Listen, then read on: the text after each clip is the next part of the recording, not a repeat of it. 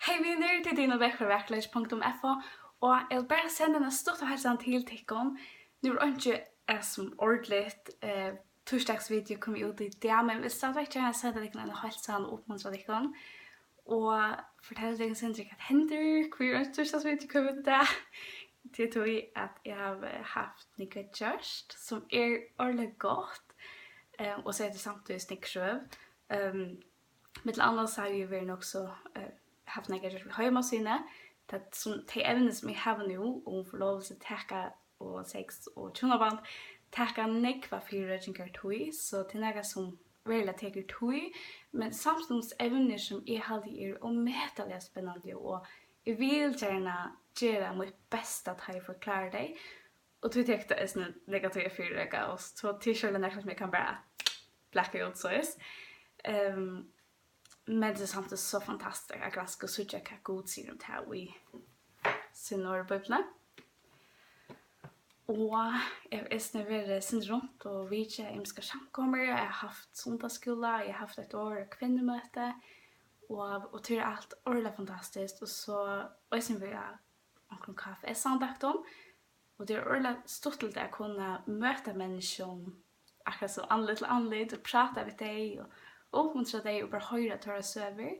Och som jag har brukt tid på att det är svära spårningar som jag kom in och det är människor som jag har att prata personliga och bia. Och det är så fantastiskt och det är sjönande det som jag väl har drömt om att kunna göra. Och självt om det bara blir 8 år så sutt bara hur kött alltid gynge hur god det är brukt kvennmövliga och brukar kvennmövliga och sutt är som hur snygg människor har bruk för god och har bruk för också med tykvandi. Jag vill be för dem. Jag vill bara ta sig vet jag vill bara lust efter mån och kunna uppmuntra dig med konversion och det är så enkelt.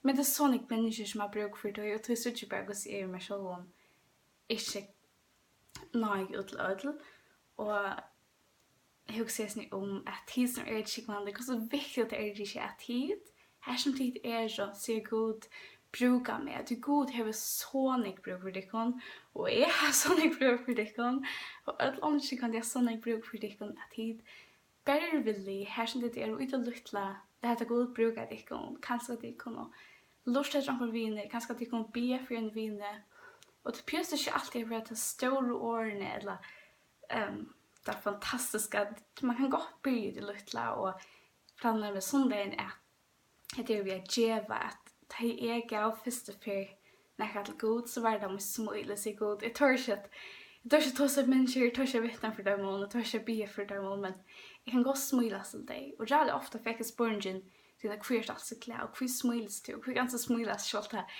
lärarna tjurer och det är råttner kvart ganska smöjlas och ta hejsen möjliga kunna fortälla dem om Jesus och det tar det ofta inte men det var ju olika att hon kunde vara en vittnesbörd och så jag vill ha sitt översättning till att geva till god kjolta lutla som det här och det är väldigt att vi geva till god att vi kan växa andliga och att vi söka ta andliga liv i verkliga ta vid det vision så jag bara uppmuntrar dig till att geva här som det är geva till lutla tusen tid vita att det kunde göra.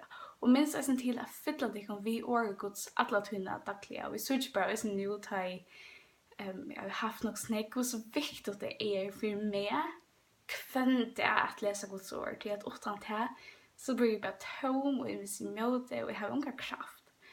Så läsa Guds ord och tjäna. Och att annars som jag har haft något snäck just nu till är lärarskola och vi har alltså en nu som är ordentligt spännande. Och det tog ju så följer som det var väl och så var det ju följer som inte åt. Men det är stolt att lycka väl och jag huxar om ett vers och i rombraunen 8. Inte alla skärmen det jag huxar hur det tog jag brukar att läsa bruka sånt tog. Men här stämmer i rombraunen. Det som vitast, rombravet 8:19, det som vitast kan en god, ligger tøymen jo åpe, god har gjort tøymen da åpen best.